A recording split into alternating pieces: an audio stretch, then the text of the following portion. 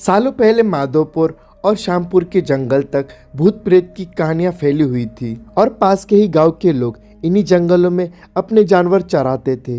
लेकिन भूत के डर से शाम होने से पहले लौट जाते थे। और एक दिन राजीव भी उसी जंगल में अपनी बकरियों के लिए घास लेने के लिए गया था। और अक्सर काम से जी चुराने वाला राजीव मजबूरी में जंगल आया था और इसलिए उसका मन घास काटने में बिल्कुल भी नहीं था। और जंगल में आसपास उसने देखा कि घास नहीं है, क्योंकि सारी घास गाय बकरी खा चुकी थी। और अब वो आगे बढ़ने लगा और जाते जाते वो करीब जंगल के बीचों बीच में पहुंच गया था। और वहाँ काफी हरी घास और पत्तों से लदे हुए पेड़ भी थे और पास ही में झरना भी बह रहा था। और यह सब देखकर राजीव को आलस आ गया और उसने सोचा कि कुछ देर पत्थरों पर बैठकर आराम कर लेता हूँ। और लेटते ही राजीव गहरी नींद में चला गया और सपने देखने लगा। और सपने में ही राजीव जंगल का रास्ता भूल गया था और उसने एक अजीब से आदमी को भी देखा। और उस आदमी की शक्ल इतनी डरावनी थी कि राजीव की नींद खुल गई। और डरा हुआ राजीव एकदम से उठा और बकरियों के लिए घास काटने लगा। लेकिन उसके जहन से सपने वाले उस डरावने इंसान की शक्ल जा ही नहीं रही थी। राजीव घास जल्दी जल्दी काट रहा था क्योंकि सूरज लगभग ढलने ही वाला था। और उसने कुछ देर बाद दो लोगों की आवाज सुनी और वो दौड़ता हुआ उस आवाज की तरफ बढ़ने लगा। और उनके पास पहुंचकर राजीव कहने लगा कि मुझे मेरे गांव जाने का रास्ता बता दीजिए। और उसकी बात सुनते ही वो दोनों वहां से एकदम से गायब हो गए। और उन्हें एकदम से गायब होता हुआ देखकर राजीव बेहोश हो गया। और फिर कुछ देर बाद जब राजीव को होश आया तो उसने अपने सामने वही सपने वाले डरावने आदमी को देखा। और उसकी आंखें लाल थी और दांत बाहर को निकले हुए थे। और किसी तरह से खुद को संभालकर राजीव वहां से पागलों की तरह दौड़ने लगा। और उसी वक्त एक भालू उससे टकरा गया और राजीव पर भालू ने ऐसा झपटा मारा कि वो नीचे गिर गया। और फिर वो भालू भी आदमी की शक्ल में आ गया और वो भी अजीब और डरावना था। हाथ टेढ़े मेढ़े, होठ कटे हुए और पैर उल्टे थे। और इधर जंगल में फंसे राजीव को कुछ समझ नहीं आ रहा था कि उसके साथ क्या हो रहा है। और उधर उसके घर वाले परेशान हो रहे थे कि रात के 10 बज चुके थे लेकिन राजीव घर नहीं लौटा था। और उसका भाई उसे ढूंढने के लिए जंगल की तरफ निकल गया। और राजीव का भाई एक पैर से ठीक से चल नहीं पाता था, इसलिए मदद के लिए उसके माता पिता के साथ ही उसके गांव के कुछ लोग भी निकल पड़े। और जंगल पहुंचने के बाद सबने राजीव के भाई और माँ को जंगल के बाहर के हिस्से में ही रुकने के लिए कहा और खुद टॉर्च और कुछ हथियार लेकर अंदर चले गए। और करीब 3 से 4 घंटे तक सबने जंगल के चारों ओर उसे ढूंढा लेकिन वह कहीं नहीं मिला। और अब बस जंगल का अंदरूनी और घना हिस्सा ही बचा था और रात के 4 बज रहे थे। और इसलिए सबने सुबह होने का इंतजार करने का फैसला किया और कुछ देर के लिए जंगल में ही बैठ गए। और सुबह होते ही सब आगे बढ़े और राजीव की तलाश शुरू कर दी, लेकिन वो कहीं भी नहीं मिला। जिसके बाद सब थक हार कर अपने अपने घर लौट आए और राजीव किसी एक कोने में भूख प्यास से तड़पता हुआ पड़ा था। और उसे इतना होश भी नहीं था कि वो कहाँ है। और राजीव का परिवार भी 3 दिन से उसकी याद में परेशान थे। और राजीव के भाई के मन में हुआ कि वो पक्का कहीं मुसीबत में ही होगा और अब मुझे भगवान को याद करना चाहिए। और उसने तुरंत ही नीम के पेड़ के नीचे गड्ढा खोदना शुरू कर दिया। और भाई लौट आएगा कहते कहते किसी तरह से उसने गड्ढा खोद लिया। और अब रोज सुबह वह उस गड्ढे में जल और दूध चढ़ाता और उसका मानना था कि उनके देवता उसी नीम के नीचे रहते हैं। और वो रोज सुबह उसी पेड़ के पास बैठ जाता और उसे कोई भी उठाने के लिए आता तो वह उसे धक्का मार देता। और नीम के पेड़ के नीचे बैठकर राजीव का भाई बस यही कहता था कि मेरा भाई आएगा और उसे मेरे भगवान लेकर आएंगे। और राजीव के न मिलने और उसके बड़े भाई की ऐसी हालत देखकर गांव वालों ने एक साधु को बुलाया और उन्होंने कुछ देर ध्यान लगाकर सबको बताया कि राजीव जिंदा है और वो कल घर आ जाएगा और उसकी मदद करने के लिए खुद भगवान जा रहे हैं। और कुछ दिनों बाद राजीव किसी साइकिल में बैठकर घर सही सलामत लौटकर आ गया। और उसका शरीर इतना कमज़ोर था कि उसे हॉस्पिटल में भर्ती करना पड़ा। और करीबन 3 दिन बाद उसकी तबीयत ठीक हो गई। और अब राजीव के भाई ने पूछा कि तुम्हें क्या हुआ था और किस तरह से तुम बचे। राजीव ने बताया कि उसे जंगल में भूतों ने घेर कर रखा हुआ था और वो ऐसे खतरनाक दिखते थे कि याद करते ही डर लगता है, और आवाज़ें भी अजीब अजीब सी निकाल कर मेरे चारों तरफ नाचते रहते, और मुझे लगता था कि मैं कभी भी बच नहीं पाऊंगा उन भूतों से, लेकिन भगवान से खुद को बचाने की मन्नत भी करता था। तभी ऐसा लगा कि मानो भगवान ने मेरी पुकार सुन ली हो, और उस दिन घोड़े के पैरों की आहट और उनके हिनहिनाने की आवाज़ आई तो सभी भूत यह सुनकर शांत हो गए, और घोड़े पर एक आदमी भी सवार था और उसके हाथों में तलवार थी, और उसे देखते ही सारे भूत भागने लगे और वो अपनी तलवार से एक एक भूतों को मारते हुए आगे बढ़ रहे थे। फिर उस घुड़सवार ने मेरी तरफ देखा और कहा कि मैं तुम्हारे लिए ही आया हूँ और अब किसी भी तरह की चिंता मत करना, और सुबह होते ही तुम्हें कोई ना कोई लेने आएगा और अभी तुम आराम करो।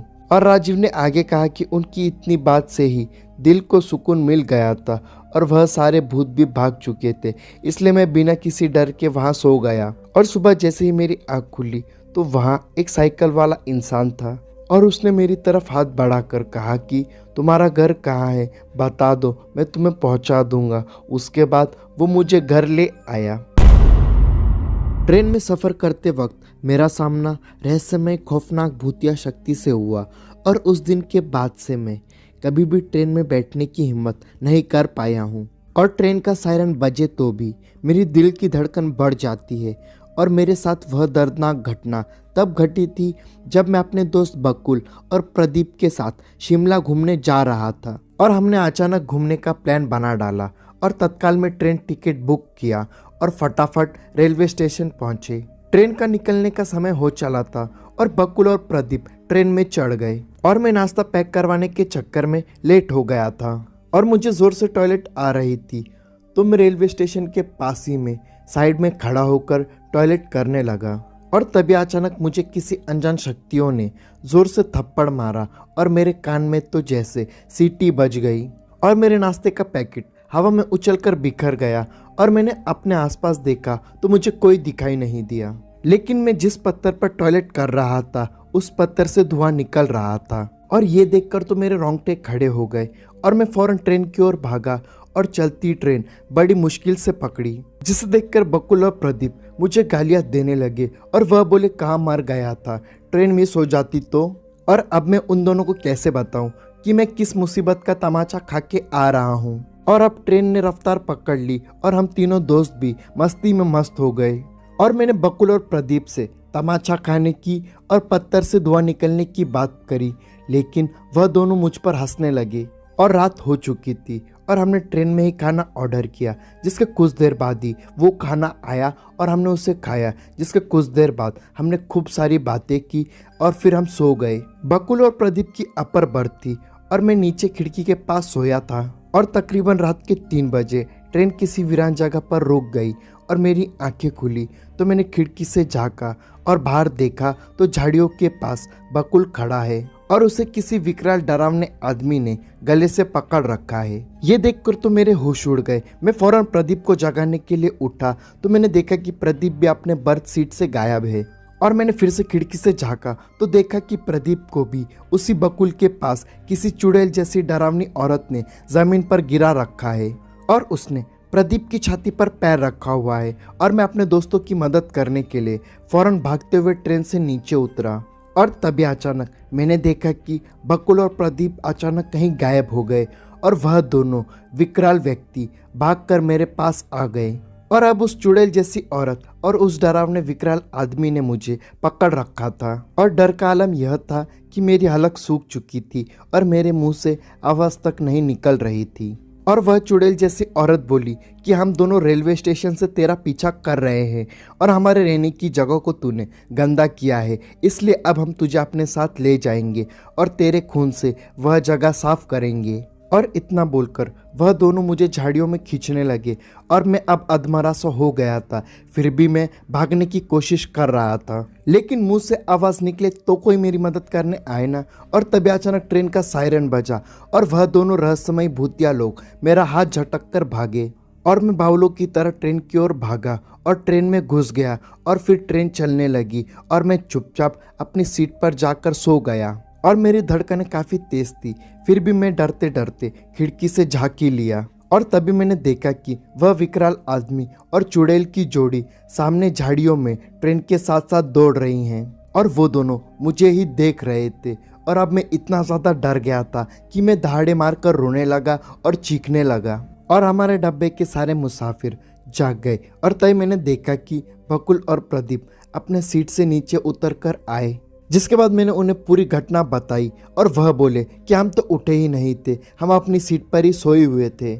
जबकि मैंने उन दोनों को ट्रेन में ना पाकर ही उन दोनों को बचाने के लिए ट्रेन से नीचे उतरने का जोखिम लिया था। जिसके बाद सबने मुझे शांत कराया और मेरे दोनों दोस्त फिर पूरी रात जागते हुए मेरे पास ही बैठे रहे और हम तीनों दोस्त शिमला घूमे। लेकिन ट्रेन के दर्दनाक हादसे की याद मुझे अभी भी पागल कर रही थी, जिस वजह से हमने घर वापसी ट्रेन से नहीं बल्कि बस में की। और घर आने के बाद भी वह भूतिया जोड़ी मुझे डराती रहती थी। और एक दिन मैंने अपने पिता से मदद मांगी और पिताजी फौरन मुझे उस जगह पर ले गए जहाँ पर मैंने टॉयलेट किया था। और उन्होंने पानी की बकेट और झाड़ू मंगवा कर वह जगह खुद पानी से साफ कर दी। और वो हाथ जोड़कर बोले कि मेरे बेटे ने अनजाने में जो गलती की है उसके लिए मैं आपसे माफ़ी मांगता हूँ और आप लोगों की मुक्ति के लिए ईश्वर से प्रार्थना करता हूँ। और इसके बाद से उन भूतों ने मुझे कभी परेशान नहीं किया। लेकिन आज भी जब मैं उस घटना के बारे में सोचता हूँ तो मेरे रोंगटे खड़े हो जाते हैं। राकेश दिल्ली से उत्तर प्रदेश के लिए अपने घर लौट रहा था और ट्रेन काफ़ी लेट हो चुकी थी। और वो स्टेशन पे उतरा तो रात के 1:30 बज चुके थे। और रात को छोटे स्टेशनों पर रिक्शा या फिर कोई भी गाड़ी मिलने में प्रॉब्लम आती है। और फिर राकेश का घर शहर से बाहर पड़ता था, इसलिए वे रेलवे लाइन पर ही चलने लगा। और फिर थोड़ी देर बाद जैसे ही वो प्लेटफॉर्म छोड़कर पटरियों के किनारे आया, उसने देखा कि एक लड़की उसके साथ साथ ही चल रही है। जिसके बाद उसने उस लड़की को पूछा तो उसने बताया कि वो हॉस्टल से घर आ रही थी और ट्रेन लेट होने के कारण परेशानी में पड़ गई है। और इत्तेफाक से उसका घर उस गुमटी के पास ही था जहाँ से राकेश का घर का रास्ता निकलता था। जिसके बाद उसने उस लड़की को कहा कि उसे घर पहुंचाने के बाद ही वह आगे बढ़ेगा। जिसके बाद उस लड़की ने बताया कि वह 12th में पढ़ती है और उसके पिता का नाम अर्जुन सिंह है। और उस लड़की ने पूछा कि क्या आप बैडमिंटन खेलते हो? तो राकेश ने कहा कि हाँ मैं खेलता हूँ। जिसके बाद उस लड़की ने उसे बताया कि उसने उसे टूर्नामेंट में खेलते हुए देखा है। और रेल ट्रैक के एक तरफ खेत थे और दूसरी तरफ कुछ घर मौजूद थे और वहीं कुछ घर अभी भी बन ही रहे थे और कुछ घरों से रोशनी आ रही थी। जिसके कुछ देर बाद वो उस लड़की के साथ बात करते हुए कब रेलवे फाटक के पास पहुंच गया उसे पता ही नहीं चला। और फिर उसने इशारे से राकेश को अपना घर दिखाते हुए कहा कि अब वह चली जाएगी। जिस पर राकेश ने उसे कहा कि उसे घर पहुंचाने के बाद ही वो आगे बढ़ेगा। लेकिन उसने कहा कि अब कोई परेशानी नहीं है। और अत्यंत राकेश ने उसे कहा कि वह घर पहुंचने के बाद आवाज देगी तभी वह आगे बढ़ेगा। जिसके बाद वो लड़की अपने घर के दरवाजे पर पहुंचने के बाद उसे आवाज दी और वह अपने रास्ते चल पड़ा। और इस घटना के 2-4 दिन बाद जब राकेश शहर की ओर निकला तो रेल फाटक के पास पहुंचकर उसे उस लड़की की याद आई। जिसके बाद उसने पास के एक दुकानदार से पूछा कि अर्जुन सिंह का घर कौन सा है। और उसने एक घर की ओर इशारा करते हुए बताया कि गेट के पास जो वॉक कर रहे हैं वही अर्जुन सिंह है। राकेश उनके पास गया और कहा नमस्ते अंकल। वे राकेश को पहचानने की कोशिश करने लगे। और फिर राकेश ने कहा अंकल 3-4 दिन पहले रात को मैं स्टेशन से रेलवे लाइन होकर आ रहा था तो आपकी बेटी सुनीता मेरे साथ आई थी। और अब वह कैसी है?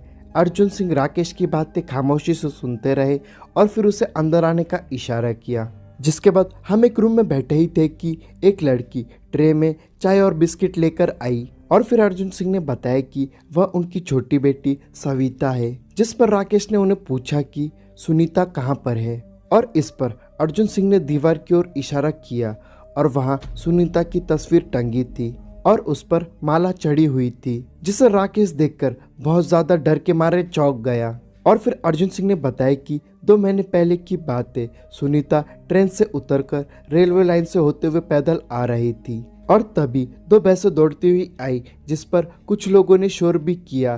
तब सुनीता की नज़र पीछे गई और वो दो भैंस को देखकर बहुत ज्यादा डर गई और रेल ट्रैक पर कूद पड़ी और उसी वक्त एक ट्रेन आ गई जिससे वह कटकर मर गई। और यह कहते कहते उनकी आंखें भर गई और फिर उन्होंने बताया कि वह हमारे घर की रौनक थी और वह बहुत हंसमुख लड़की थी और वो पढ़ने ही बहुत तेज थी। अच्छा बताओ, वह तुमसे मिली तो उदास लग रही थी या फिर नहीं? और फिर राकेश ने कहा कि वह सामान्य छात्रा की तरह ही बात कर रही थी, कहीं से ऐसा नहीं लग रहा था कि वह उदास है। जिसके बाद राकेश धीरे से उठा और बोला, अच्छा अंकल मैं चलता हूँ। जिस पर अर्जुन सिंह ने कहा कि ठीक है बेटा, आते रहना। और फिर राकेश भावुकता में बहता हुआ बाहर निकला और उसके आंखों के सामने सुनीता का चेहरा नाच रहा था। एक गरीब परिवार अपना गांव छोड़कर शहर में रोजगार और अपने बच्चों की पढ़ाई के लिए शहर में आए थे और रोजगार और बच्चों की पढ़ाई अच्छी चल रही थी और अभी वो परिवार किराए के घर में रहा करते थे। और काफी समय बीतने के बाद उस परिवार ने घर लेने का फैसला किया और उनके पास गांव की कुछ जमीन थी और उनके पास अपनी मेहनत के कमाए हुए पैसे भी थे। जिसके बाद उन्होंने गांव की जमीन को बेचकर इतना पैसा जमा कर लिया कि जिससे रामपाल सिंह ने अपना खुद का घर बना लिया। और फिर पूजा पाठ करने के बाद रामपाल सिंह ने घर में प्रवेश किया और फिर घर में रामपाल सिंह परिवार के साथ खुशी खुशी रहने लगे और अब सब कुछ अच्छा चल रहा था। और फिर एक दिन सभी घर पर थे और तभी रामपाल के बच्चों ने देखा कि फर्श पर कुछ दिख रहा है और फिर बच्चे डर गए और डर से चीखने चिल्लाने लगे। और बच्चे की चीखें सुनकर बच्चों के माता पिता कमरे से बाहर आ गए और तब तक फर्श में कुछ डरावने चेहरे दिखने लगे और ये सब देखकर पूरा परिवार डर गया। और फर्श में डरावने चेहरे उभरता देख रामपाल अपने परिवार को लेकर घर से बाहर निकल गए। जिसके बाद रामपाल ने आसपास में रहने वाले लोगों को सारी बात बता दी और पड़ोसियों में से एक बुजुर्ग बोला कि तुमने अपने घर में प्रवेश करने से पहले पूजा पाठ हवन आदि करवाया था या फिर नहीं? और फिर रामपाल ने कहा कि जी हाँ, पूजा पाठ तो हमने कराया था। तब उस बुजुर्ग ने रामपाल को सलाह दी कि आप अपने घर में फिर से एक बार पूजा करवा लो, हो सकता है कि पहले की गई पूजा में शायद कोई कमी रह गई हो जिस वजह से यह सब हो रहा हो। और फिर रामपाल ने बुजुर्ग की बात को मानकर एक बार फिर से अपने घर में हवन यज्ञ आदि करवाया और रहने लगे। और फिर पूजा होने के बाद सब कुछ शांत हो गया और रामपाल को लगा कि बुजुर्ग ने ठीक कहा था कि पहले की पूजा में शायद कुछ कमी रह गई थी जिस कारण यह सब हो रहा था और अब सब कुछ ठीक हो गया है। और अब सभी निश्चिंत होकर रहने लगे और कुछ दिनों तक तो सब कुछ ठीक चलता रहा। लेकिन एक दिन दोनों बच्चे अपने कमरे में सो रहे थे और रामपाल और उनकी पत्नी अब तक जग रहे थे और तभी अचानक उनकी नज़र फर्श में हो रही हलचल पर पड़ी और उन दोनों ने देखा कि फर्श में फिर से कुछ आकृतियां उभरती आ रही हैं। और ध्यान से देखा तो दोनों पति पत्नी को पहले की तरह फर्श में डरावने चेहरे दिखाई दे रहे थे और चेहरे इतने डरावने और बड़े होते जा रहे थे कि कोई भी उन्हें देखकर डर के मारे बेहोश हो जाए। और देखते ही देखते वह चेहरे खौफनाक हंसी हंसते हुए फर्श से बाहर निकलने लगे और उनका आकार बहुत ही बड़ा और उनकी लाल लाल आंखें और बिखरे बाल और बड़े बड़े नाखून थे जिन्हें देखकर रामपाल और उनकी पत्नी का डर के मारे बुरा हाल हो गया। और वो दोनों बच्चों को जल्दी जल्दी हड़बड़ाहट में जगाते हुए चीखते चिल्लाते हुए घर से बाहर निकल गए। लेकिन वो डरावने चेहरे उनका घर से बाहर भी पीछा करने लगे और वो चारों भागते भागते एक मंदिर के पास जाकर रुके। और रामपाल ने सोचा कि शायद मंदिर में यह डरावने चेहरे प्रवेश नहीं करेंगे। और ये सोचकर रामपाल अपनी पत्नी और बच्चों के साथ मंदिर के अंदर चले गए। और रात भर रामपाल और उनकी पत्नी और बच्चे मंदिर में ही रहे। लेकिन वह रात भर डर के मारे सो नहीं पाए और उनके दिमाग में उन्हीं डरावने चेहरे का खौफ था। और जैसे तैसे वह भयानक रात गुजर गई और सुबह हुई। और सुबह मंदिर के पंडित जी जब मंदिर आए तो उन्होंने रामपाल से पूछा, आप यहाँ क्या कर रहे हैं और इतना डरे हुए क्यों हैं, क्या बात है? रामपाल ने रात की सारी घटना पंडित जी को बताई। और फिर पंडित जी ने कहा, तुम चिंता मत करो, मैं अपने गुरुजी को अभी बुला कर लाता हूँ, तब तक तुम यही रहना और जब तक गुरुजी ना आ जाए तुम मंदिर से बाहर नहीं निकलना। और रामपाल ने कहा, ठीक है पंडित जी, जैसा आप कह रहे हैं मैं वैसा ही करूँगा। और थोड़ी देर बाद पंडित जी अपने गुरुजी को लेकर आ गए और पंडित जी ने गुरुजी को सारी बात पहले ही बता दी थी, इसलिए गुरुजी ने रामपाल से कुछ नहीं पूछा और बस उसे घर में चलने की बात कही और अब सब लोग उस घर के बाहर आकर खड़े हो गए। जिसके बाद गुरुजी घर के अंदर गए और 4 लोगों से फर्श खुदवाया और जैसे ही फर्श 3-4 फीट खुद गया, गुरुजी बाहर रामपाल के पास भाग कर गए और कहा कि तुम यहाँ कब से रह रहे हो। जिस पर रामपाल ने कहा कि करीब 9-10 महीने ही हुए होंगे। क्यों गुरुजी, आप ऐसा क्यों पूछ रहे हो? तब गुरुजी ने बताया कि जहाँ तुम्हारा घर बना हुआ है वहाँ पहले कभी कब्रिस्तान हुआ करता था, जिस कारण वो शक्लें तुम्हें दिखाई दे रही हैं। इस पर रामपाल ने कहा तो अब हम क्या करें गुरुजी? तब गुरुजी ने कहा कि यह तो उन प्रेतों से पूछकर ही पता चलेगा कि वो क्या चाहते हैं।